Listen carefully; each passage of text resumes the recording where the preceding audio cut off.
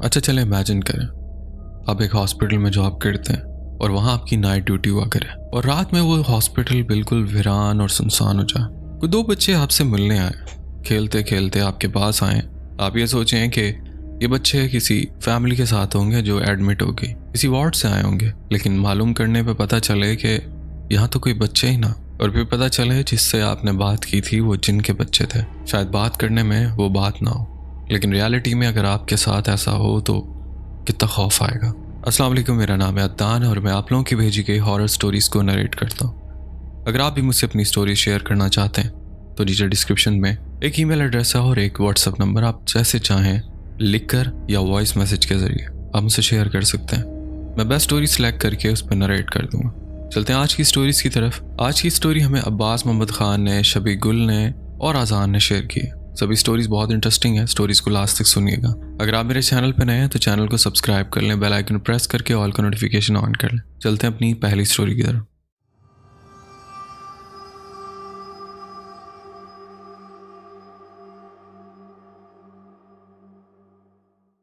मेरा नाम अब्बास मोहम्मद खान है और मैं सवात का रहने वाला हूँ। मेरी उम्र 29 साल है। वैसे तो मेरे साथ बहुत वाक़यात पेश आए हैं, लेकिन ये दो वाक़यात ऐसे हैं जिन्हें मैं कभी भूल नहीं सकता।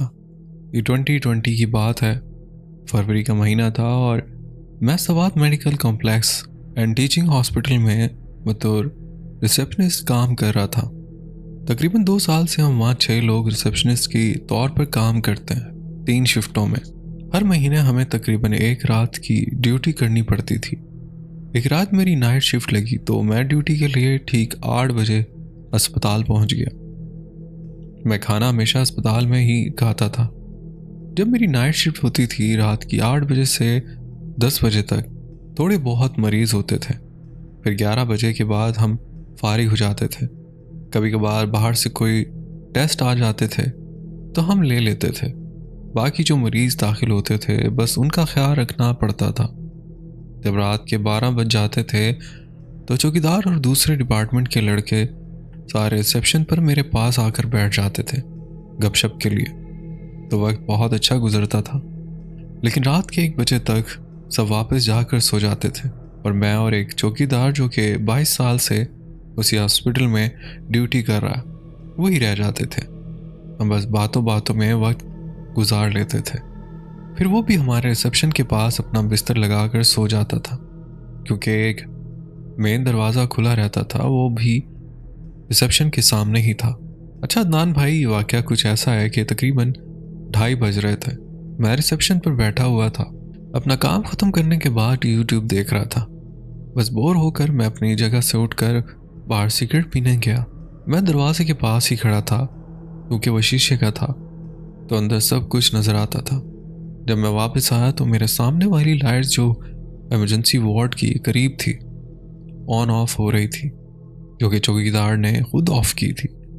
लेकिन मैंने सोचा शायद मेरे ख्याल में बटन या बल्ब ख़राब होगा, इसलिए नज़रअंदाज कर दिया और फिर से फिल्म देखने लगा।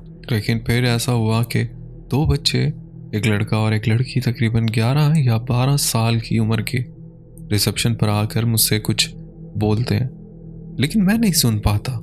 तब मैंने अपनी हैंड फ्री हटाकर पूछा, बेटा क्या हुआ, आप कुछ चाहिए? तो उन्होंने बोला कि हमें पानी चाहिए। मैंने इन्हें वाटर कूलर का बताया और वापस बैठ गया। वो चले गए, लेकिन जब वो लड़का बात कर रहा था तो दोनों की आंखें एक पल के लिए भी बंद नहीं हुई, बस ऐसे ही मेरी आंखों में आंखें डाल कर देख रहे थे। मुझे थोड़ा अजीब लगा, लेकिन नज़रअंदाज कर दिया। फिर कुछ देर बाद मैं चाय पीने अपने नाइट रूम में गया अपना कप लेने, तो इमरजेंसी वार्ड के बिल्कुल सामने एक काली बिल्ली बैठी थी। मैंने हाथ से इशारा किया, जैसे लोग कुत्ते या बिल्ली को देखकर जो प्यार से बोलते हैं, लेकिन वो नहीं आई। बस देखकर म्याऊं की और वार्ड के अंदर चली गई। फिर मैं अपना कप लेकर वापस रिसेप्शन पर आया। मैंने चाय कप में डाली ही थी कि ऊपर भाग दौड़ की आवाज़ें आए, वो भी बहुत ज़्यादा। तो मैंने सोचा कि शायद किसी मरीज़ का मसला होगा, तो मैं सीधा ऊपर वाली फ्लोर पर गया, क्योंकि हमारी ड्यूटी ऐसी ही थी। फिर हमें ऑन ड्यूटी डॉक्टर को वक्त पर इन्फॉर्म करना पड़ता था। लेकिन जब मैं ऊपर गया तो इसके फ्लोर पर कोई भी नहीं था, لیکن میں نے کسی کے پاؤں دوسرے فلور پر جانے والی سیڑھیوں پر دیکھے تو میں سمجھ گیا کہ یہ وہی بچے ہیں، تو میں بھی ان کے پیچھے دوسرے فلور پر گیا۔ یہاں میں بتاتا چلوں کہ اس ہاسپٹل کے کل 7 فلور ہیں۔ دوسرے فلور پر فیمیل وارڈ ہے اور رومز ہیں۔ میں تھوڑا غصے میں تھا کہ ان بچوں کے بڑوں کو ڈھونڈوں تاکہ انہیں سنبھال سکیں، کیونکہ ان کے بھاگنے دوڑنے سے دوسرے مریض بہت ڈسٹرب ہوں گے، وہ شور بھی نہ کریں۔ جیسے ہی میں اوپر گیا تو وہاں دوسرے چوکیدار ولید بھائی کے علاوہ کوئی نہیں تھا۔ وہ وارڈ کے باہر کرسی پر بیٹھے سو رہے تھے، تو میں نے انہیں اٹھا کر بولا، ولید بھائی آپ اتنے شور میں بھی سو رہے ہو؟ یہ بچے کس کے ساتھ آئے ہیں؟ اوپر نیچے ہو رہے ہیں، بہت ڈسٹرب کیا ہوا ہے۔ تو ولید بھائی نے بتایا کہ عباس کون سے بچے، کس کے بچے، اور وہ بھی اس وقت؟ میں نے کہا مجھے نہیں پتا، آؤ ڈھونڈو میرے ساتھ۔ عدنان بھائی آپ یقین کریں ہم سارے وارڈ میں گئے، رومز میں بھی گئے، لیکن وہاں پر کسی کے ساتھ بھی بچے نہیں تھے۔ ایک بچہ تھا اپنی ماں کے ساتھ، وہ بھی سو رہا تھا ان کی گود میں۔ ولید نے پوچھا یہی ہے؟ میں نے کہا نہیں، ایک لڑکا اور ایک لڑکی تھی 11 یا 12 سال کی عمر کی۔ ہم نے بہت ڈھونڈا لیکن کوئی نہیں ملا۔ اور ولید بھائی سمجھ گئے وہ حافظ قرآن بھی ہے ماشاءاللہ۔ تو انہوں نے بتایا کہ عباس آؤ میرے ساتھ۔ وہ مجھے واپس ریسیپشن پر لے کر آئے اور بولے جو بھی ہوتا ہے نظر انداز کرو، مریضوں اور ان کی اٹینڈنٹ کے علاوہ کوئی بھی نہیں آئے، بس آپ نظر انداز کرو اور آیت الکرسی پڑھ کر اپنے روم میں جا کر سو جاؤ۔ اور میں سمجھ گیا کہ یہ وہ دوسری مخلوق ہے۔ اپنا دھیان بھٹکانے کے لیے موبائل پر گیم لگا لی، لیکن یہ شور اور بھاگ دوڑ ختم نہیں ہوئی۔ لیکن پھر ہینڈ فری لگا کر گیم کھیلنے لگا۔ میں وہی کالی بلی آ کر میرے سامنے 20-25 میٹر کے فاصلے پر بیٹھ کر دیکھتی رہی۔ میں نے بہت نظر انداز کیا، لیکن جب کچھ زیادہ ہی ہو گیا تو میں نے بس تھوڑی اونچی آواز میں کہا دیکھو میں جانتا ہوں کہ آپ لوگ یہاں پر ہو، آپ لوگ جو کر رہے ہو وہ کرو، لیکن میں یہاں پر آپ کو کسی قسم کا نقصان پہنچانے نہیں آیا، نہ آپ کو تنگ کرنے کے لیے۔ بس میں اپنی ڈیوٹی کر رہا ہوں اور میں اس جگہ سے جا نہیں سکتا کیونکہ میرے ذمے بہت زیادہ کام ہے یہاں پر۔ بس اتنا کہنا تھا کہ وہ کالی بلی اٹھ کر اوپر چلی گئی۔ اتنی دیر میں چوکیدار چاچا اٹھ کر پوچھنے لگے بیٹا کس سے باتیں کر رہے تھے؟ خیر ہے، میں نے انہیں ریسیپشن کے اندر بلا کر اپنے پاس والی کرسی پر بٹھایا اور بتایا چچا ایسا ایسا ہوا ہے ابھی۔ تو چچا نے بتایا کہ کچھ کہا تو نہیں آپ کو؟ میں نے کہا نہیں چچا۔ تو چچا نے بتایا کہ میں آپ کو بتانا چاہ رہا تھا کہ رات کے وقت آپ سوتے نہیں ہو، لیکن اگر ایسا کچھ ہوا تو آیت الکرسی پڑھ کر نظر انداز کرتے رہنا۔ انہوں نے پھر بتایا کہ یہاں پر بہت زیادہ معاملات ہیں، ہر اسپتال میں ہوتے ہیں لیکن کسی کو نقصان نہیں پہنچاتے۔ ابھی میں نے انہیں بلی کے بارے میں نہیں بتایا تھا، چچا خود بول پڑے یہاں پر ایسی شکل میں یا بچوں کی شکل میں دکھائی دیتے ہیں۔ پھر وہ میرے ساتھ صبح کی نماز تک بیٹھے رہے۔ تو یہ تھا ایک واقعہ جو آج تک میرے گھر والوں کے علاوہ کسی کو میں نے نہیں بتایا۔ امید ہے آپ کے سننے والوں کو پسند آئے گا۔ اپنی دعاؤں میں یاد رکھیں، میں بھی دعاؤں میں یاد رکھوں گا۔ اللہ آپ کو خوش رکھے اور مزید ترقی دے۔ جزاک اللہ، اور بہت شکریہ آپ نے اپنی سٹوری ہم سے شیئر کی۔ بڑھتے ہیں ایک اور سٹوری کی طرف۔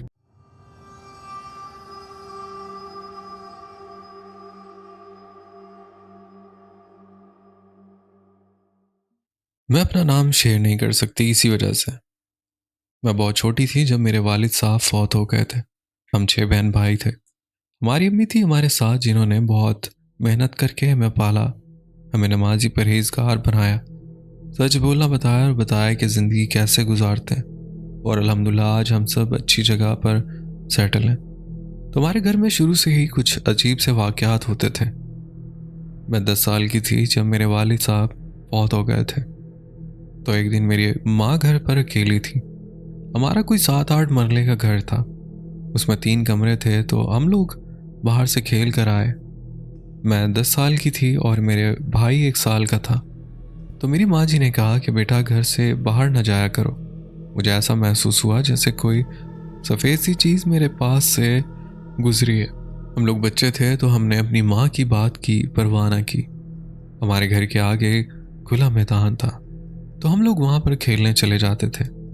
ابھی اکثر ایسا ہونے لگا کہ ہمارے گھر میں مختلف چیزیں نظر آنا شروع ہو گئیں۔ लेकिन हमें पता ना चले कि ये सब क्या हो रहा है। मेरी माँ जी जो कर सकती थी इन्होंने किया। उसके बाद जब हम लोग वॉशरूम में जाते तो ऐसा होता है जैसे कोई पीछे से गुजरा है। बकायदा हमारे घर के सहन और छत पर किसी के चलने की आवाज़ें आती। एक दिन हम लोग सहन में चारपाइयाँ बिछा कर सो रहे थे। ऐसा लगा जैसे कोई अनदेखी सी चीज़ है जो चारपाइयों के पीछे आ गई है, जैसे कुत्ते या गीदड़ होते हैं। माँ जी ने उठकर देखा कि पता नहीं क्या हो गया। खैर उन्होंने कोई आयतल कुर्सी वगैरह पढ़कर हमें सुला दिया। जैसे जैसे हम बड़े हो रहे थे हमारी मुश्किलात बढ़ रही थी। घर में सबसे डरपोक बच्ची मैं ही थी। मैं बहुत जल्दी डर जाती थी। फिर माशाल्लाह मेरे भाई बड़े हो गए, कामयाब हो गए। मेरा बड़ा भाई अमेरिका चला गया। मेरी माँ जी ने बहुत ही खूबसूरत मकान बनाया। मेरी शादी हो गई। मेरी छोटी बहन की शादी हो गई। कई लोगों ने कहा कि आपके ऊपर काला जादू है, आपकी बेटियों की शादी नहीं होनी, लेकिन अल्लाह के करम से हमारा वो सारा फेज गुजरता गया। तो अल्हम्दुलिल्लाह आज हम सारे अपने घरों में सेटल हैं। कुछ पाकिस्तान में हैं और कुछ अमेरिका में। तो फिर ऐसा होना कि जब मेरी भाभी ने किचन में खाना बनाना तो इन्होंने कहना हमारे स्टोर में जहाँ पेटियाँ पड़ी थी कि एक बच्चा वहाँ पेटी पर बैठकर अपनी टांगें हिलाता है और मुझे छोटे छोटे पत्थर मारता है। और फिर मेरी भाभी बताती है एक औरत रात के टाइम सोफे पर बैठती है, इसके पास एक बच्चा होता है, वो इस बच्चे को उठाकर छत के साथ मारती है। बच्चा छत के साथ लगता है और फिर दोबारा उसकी झोली में आकर गिरता है। आप यकीन करें कि मैं वहाँ पर रहना पसंद नहीं करती थी। मुझे इतना डर लगता था कि मैं अपने घर वापस आ जाती थी। मैं उन चीज़ों से बहुत डरती हूँ। फिर ये कुरान पाक का साथ था, दुरूद पाक और कलमा वगैरह, मतलब जो हम कर सकते थे हमने किया। और फिर बात यहाँ तक आ गई कि मेरी माँ जी ने कहना कि रात के टाइम मेरे कमरे में कुछ अजीब सी चीज़ें एक्टिवेट हो जाती हैं। फर्श में से एक बच्ची निकलती है जो मेरे सर के बाल पकड़ लेती है। फिर वो मुझे बहुत मारती है। हालांकि मेरी माँ जी तहज्जुद पढ़ती थी। इन्होंने अपने नमाज और तहज्जुद को कभी अपने हाथ से नहीं जाने दिया। बहुत ज़्यादा कोशिश करने के बाद किसी से पता करवाया तो इन्होंने कहा कि आप ऐसा करें कि आपका जो स्टोर है किचन के पीछे, जब हमने वो साफ़ किया तो हमें वहाँ से कुछ सुइयाँ मिली। फिर मेरी माँ ने अपने भाई से बात की कि फिर मेरे मामू ने कहा कि मैं एक आदमी लेकर आऊँगा। वो एक क्रिश्चियन आदमी था। उसने कहा कि मैं आया हूँ तो जो आपका बाहर ड्राइंग रूम है उसके दरवाजे और खिड़की पर जो शेड है वहाँ पर कुछ बच्चे बैठे हुए होते, तो वो जिन्नात के बच्चे हैं। आपके घर में तो पूरी फैमिली रहती है। तो ये सुनकर माँ जी और ज़्यादा परेशान हो गई कि अल्लाह अब क्या करें। घर में छोटे छोटे बच्चे, माँ जी, भाई, भाभी। फिर ऐसा होने लग गया कि मेरी भाभी ने बहुत ज़्यादा शोर मचाना कि एक औरत यहाँ खड़ी हुई थी, वहाँ खड़ी हुई थी। आती इनको औरत ही नज़र थी। वो कहती है कि इसके बहुत लंबे बाल हैं। वो किचन में जाती है और बाहर आ जाती है। माँ जी मुझे बड़ा डर लगता है। और फिर कुछ ऐसा मसला बना कि मेरी माँ, भाभी और भाई को वो घर छोड़कर कहीं और जाना पड़ा। वो घर बंद हो गया और 12 साल हो गए हैं घर से गए हुए।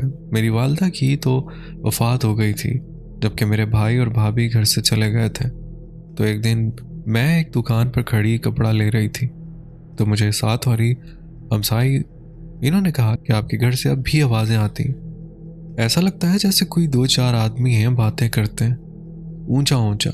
कभी छत पर होते हैं, कभी कमरों में। हालांकि आप यकीन करें अब वहाँ ना गैस का मीटर है और ना ही बिजली का।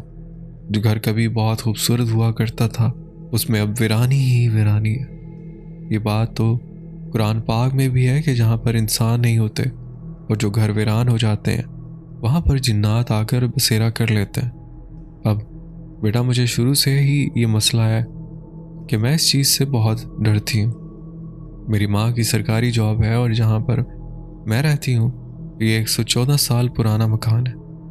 अब इसमें भी मुझे चीज़ें महसूस होती हैं। कोई मेरे सरहाने के नीचे हाथ डालता है। मैं सारी रात सोती नहीं, तस्बीहां और कुरान पाक पढ़ती हूँ। मैं इतनी इबादत करती हूँ लेकिन मेरे समझ में कुछ नहीं आता। मैं कहती हूँ कि मेरे घर में कुछ चीज़ें हैं जो मुझे तंग करती हैं, लेकिन मेरे मियाँ اور میرے بچے اعتبار نہیں کرتے. یہ چیزیں ہوتی ہیں اور ضرور ہوتی. یہ کوئی 3-4 سال پہلے کی بات ہے. میرا صحن کافی بڑا ہے. روزے تھے تو میں صحن میں بیٹھ کر نماز پڑھ رہی تھی تو ایسا لگا کسی نے زور سے برتن نیچے پھینکے. تو میں بڑی پریشان ہو گئی. میرا بیٹا جو ملازموں کے لیے کھانا لے کر گیا تھا تو اس نے آج شیشے کے سارے برتن توڑ دیے. تو میں بھاگی بھاگی پیچھے گئی. میں نے کہا کہ بیٹا کیا ہوا؟ تو اس نے کہا کہ ماما کچھ بھی نہیں، یہ دیکھیں برتن سارے کے سارے پورے ہیں. پھر میں نے فجر کی نماز بھی ادھر ہی پڑھی. پھر ہمارے ایک جاننے والے قاری صاحب ہیں، میں ان کو فون کیا. انہوں نے مجھے کہا کہ باجی آپ کے گھر میں چیزوں کا بسیرا نہیں ہے، لیکن آتی جاتی چیزیں چکر لگاتی رہتی ہیں. تو آپ سے کس نے کہا کہ آپ 2-2:30 بجے رات کو اٹھ کر باہر تہجد پڑھیں، پھر آپ باہر بیٹھ کر فجر بھی پڑھیں؟ آپ اس بات کا بھی دھیان رکھیں کہ وہ جو دوسری مخلوق ہے اس نے بھی چلنا پھرنا ہوتا ہے، ان کے بھی کچھ کام ہوتے ہیں کرنے کے.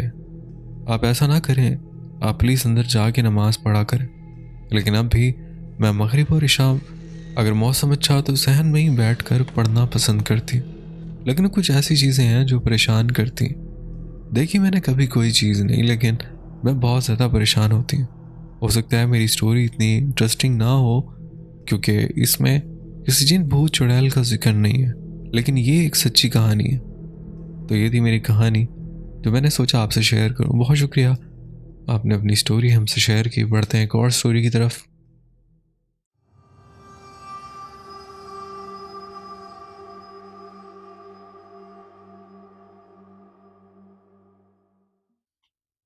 میرا نام شاہزین ہے اور میں انڈیا کے شہر دیوبند سے تعلق رکھتا ہوں. میرے گارمنٹس کی دکان ہے اور میرے ساتھ ایک سیلز مین بھی کام کرتا ہے جو ہمارے محلے میں کرائے کے مکان میں رہتا ہے. ہمارا محلہ چھوٹا ہے لیکن دارالعلوم مدرسے کی وجہ سے پوری دنیا میں مشہور ہے. ہمارے محلے میں کچھ ہندو اور کچھ مسلمان رہتے ہیں. 19 جون کی رات تھی. میں اپنی چھت پر چہل قدمی کر رہا تھا اور ساتھ ساتھ اپنے ہونے والی بیوی سے چیٹنگ کر رہا تھا. وہ کہ ہماری شادی ایک ماہ بعد 19 مئی کو طے تھی. رات کا تقریباً 1:30 بج رہا تھا جب مجھے ایک کھلونے کی آواز سنائی دی. پہلے تو میں نے سوچا کہ شاید پڑوسی کا بچہ کھیل رہا ہوگا، لیکن پھر میں نے محسوس کیا کہ یہ کسی پازیب کی آواز ہے. میں ڈر کر نیچے اپنے کمرے میں بھاگ گیا اور دعائیں پڑھ کر سو گیا. صبح کو سب کچھ ذہن سے نکل گیا اور میں اپنی دکان پر چلا گیا. رات کو پھر میں چھت پر گیا اور اسی وقت 1:30 بجے دوبارہ وہی آواز سنائی دی. میں نیچے بھاگ کر آیا اور کھڑکی سے باہر دیکھا لیکن کچھ نظر نہیں آیا. اگلی صبح دکان پر جب میں نے اپنے سیلز مین سے بات کی تو اس نے مجھ سے پوچھا کہ کیا مجھے رات کو کچھ محسوس ہوا تھا. تو اس نے بتایا کہ اس کے گھر کے گیٹ کے باہر کسی کے رونے کی زور زور سے آوازیں آ رہی تھی. یہ سن کر میں نے اسے وہ سب کچھ بتایا جو میرے ساتھ ہو رہا تھا اور ہم دونوں ایک دوسرے کو حیرانی سے دیکھنے لگے. رات پھر وہی آوازیں آئیں. اس بار میں نے اپنے سیلز مین کو فون کیا تو اس نے کہا کہ اس کے گھر کے سامنے سے کسی کے رونے کی آواز آ رہی ہے. میں نے اسے کہا کہ یہ اللہ کی کوئی مخلوق ہو سکتی ہے، لہٰذا آیت الکرسی پڑھو اور خاموش رہو. ہمیں یقین ہو چکا تھا کہ معاملہ کچھ اور ہی ہے. اگلی صبح اس نے اپنی بیوی کو اس خوف کی وجہ سے اپنے گھر سے بھیج دیا. جب ہم دکان پر ملے تو اس نے مجھے بتایا کہ اس کے والد جب رات کو واپس آ رہے تھے تو انہوں نے ایک عورت کو سرخ ساڑی میں میرے گھر کے آگے روتے ہوئے دیکھا. یہ سن کر میری سانسیں رک گئیں. محلے میں خوف پھیل گیا اور لوگ رات کو باہر بیٹھنا چھوڑ چکے تھے. ہر جگہ اس عورت کے بارے میں بات ہو رہی تھی لیکن کوئی اسے دیکھنے کی ہمت نہیں کر رہا تھا. آخر کار ہم نے فیصلہ کیا کہ ہم اس بات کی حقیقت جاننے کی کوشش کریں گے. میں اور میرا سیلز مین رات کو اس جگہ گئے اور میں نے دیکھا کہ وہی عورت سرخ ساڑی میں ملبوس میرے سامنے کھڑی تھی. اس کا چہرہ جلا ہوا تھا اور اس کے پاؤں الٹے تھے. یہ دیکھ کر میں فوراً بے ہوش ہو گیا. جب ہوش آیا تو میں اپنے گھر میں تھا اور مجھے شاید بخار تھا. اگلے دن میں نے اپنے سیلز مین سے ملاقات کی تو اس نے بتایا کہ میرے بے ہوش ہونے کے بعد جب اس نے اس عورت کے پاؤں دیکھے تو وہ الٹے تھے اور پھر وہ بے ہوش ہو گیا. بعد میں محلے میں بات پھیلی کہ ایک ہندو گھرانے کی بیٹی آگ میں چل کر مر گئی تھی. اس کی شادی ٹوٹ گئی تھی جس کی وجہ سے اس کی روح بھٹک رہی ہے. اگلے دن پوجا کے بعد اس کی روح کو مکتی مل گئی اور اس کے بعد سے وہ آوازیں اور منظر ختم ہو گئے. تو یہ تھا میرا واقعہ. اسے لازمی شیئر کیجیے گا. بہت شکریہ. آپ نے اپنی اسٹوری ہم سے شیئر کی، لیکن آپ کو بتانا چاہوں گا کہ اسلام میں مرنے کے بعد روح کا کانسیپٹ نہیں ہے. چلیں یہ کر سکتے ہیں کہ ہم ایک اسٹوری کے طور پہ اسٹوری سن سکتے ہیں. تو بہت شکریہ آپ نے اپنی اسٹوری. تو دوستوں امید کرتا ہوں آج کی اسٹوریز آپ کو پسند آئی ہوں گی. اسٹوریز پسند آئی ہوں تو ویڈیو کو لائک کرنا نہ بھولے گا. اگر آپ میرے چینل پہ نئے ہیں تو چینل بھی سبسکرائب کر لیں. بیل آئکن پریس کر کے آل کا نوٹیفیکیشن آن کر لیں. اس سے ہوگا ہی کہ آپ میری ہارر اسٹوریز فیملی کا حصہ بن جائیں گے. اپنا بہت خیال رکھیے گا. دعاؤں میں یاد رکھیے گا. مجھے دے اجازت. ملتے ہیں کسی اور انٹرسٹنگ اسٹوری میں. اللہ حافظ.